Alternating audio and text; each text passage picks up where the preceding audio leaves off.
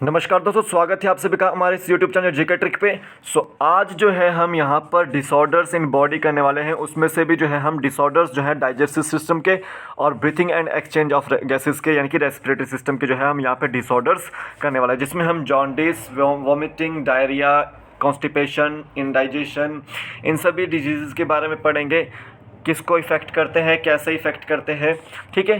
तो ये जो क्वेश्चंस हैं आपको बहुत ज़्यादा एग्जाम्स में, प्रीवियस ईयर एग्जाम से पूछे जाते हैं, तो आप उसको जो है पूरा वीडियो को अंत तक देखिएगा।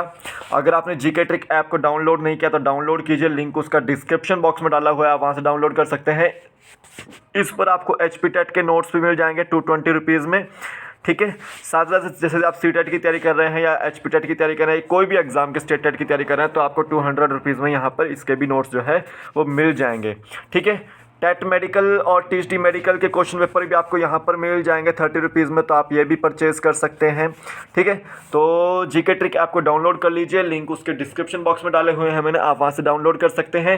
फर्स्ट हम चलते हैं डिसऑर्डर्स ऑफ डाइजेस्टिव सिस्टम पर, ठीक है। तो देखिए, डिसऑर्डर्स ऑफ डाइजेस्टिव सिस्टम में हमने क्लियर करना है।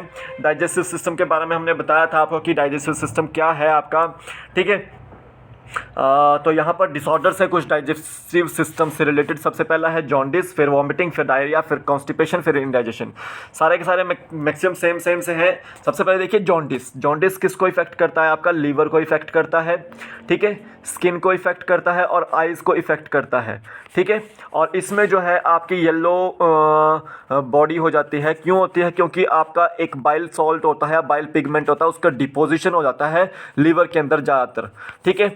बिलीरुबिन और बिलीवर्डिन का डिपोजिशन हो जाता है, तो इसकी वजह से जो है वो येलो बॉडी जो हो जाती है, लीवर जो है अफेक्ट होता है। तो अफेक्ट होने के साथ साथ जो है स्किन के कलर में भी चेंज आता है और आइज़ के कलर में भी चेंज आता है, तो वो जॉन्डिस की बीमारी होती है, ठीक है।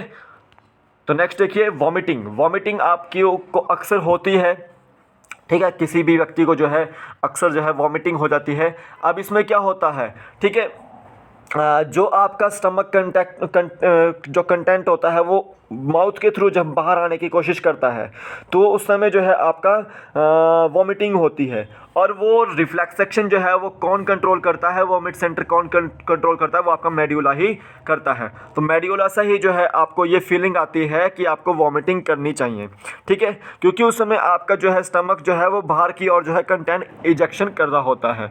तो वॉमिट सेंटर आपको याद रखना है, आपको कौन सा होता है? रिफ्लेक्स एक्शन, जो आपका मेड्यूला जो है वो वॉमिट सेंटर होता है। अब देखिए डायरिया की बात करते हैं। डायरिया आपका यहाँ पर क्या होता है कि यहाँ पर एब्जॉर्प्शन ऑफ जो फूड होता है, जो फूड का एब्जॉर्प्शन होता है वो कम हो जाता है, रिड्यूस हो जाता है, ठीक है।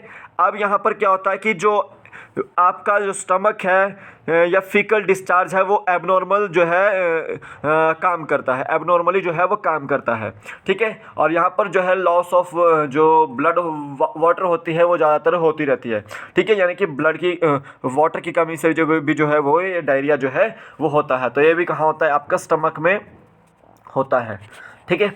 आगे देखिए कॉन्स्टिपेशन। कॉन्स्टिपेशन जो है अक्सर जो है जब आपके रेक्टम में जो है फेसिस जो है वो काफ़ी दिनों तक रिटेन रहते हैं, तो उस समय कॉन्स्टिपेशन आपको देखने को मिलती है, जिसको कब्ज़ भी बोलते हैं एक तरह से, समझ लो, ठीक है।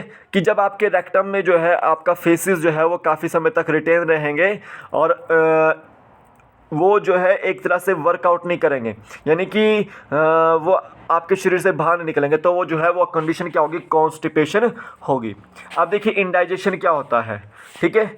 जब आप जो है आपका जो फूड है वो प्रॉपरली डाइजेस्टेड नहीं होता और आपको फीलिंग लगती है फुलनेस की, हमारा पेट भरा हुआ है, ठीक है। और ऐसा क्यों होता है इंडाइजेशन में? क्योंकि आपके जो एंजाइम्स हैं वो सही तरीके से जो है वो सिक्रीट नहीं होते हैं, आपको फूड पॉइजनिंग हो जाती है, या ओवर ईटिंग अगर जब आप करते हैं या स्पाइसी फूड जब आप करते हैं तो इंडाइजेशन जो है आपको होता है। तो हमने यहाँ पे डिसऑर्डर्स ऑफ डाइजेस्टिव सिस्टम पढ़े, इसमें हमने जॉन्डिस पढ़ा, वॉमिट सेंटर पढ़ा, ठीक है, वॉमिटिंग पढ़ा, डायरिया पढ़ा, कॉन्स्टिपेशन और इंडाइजेशन पढ़ा।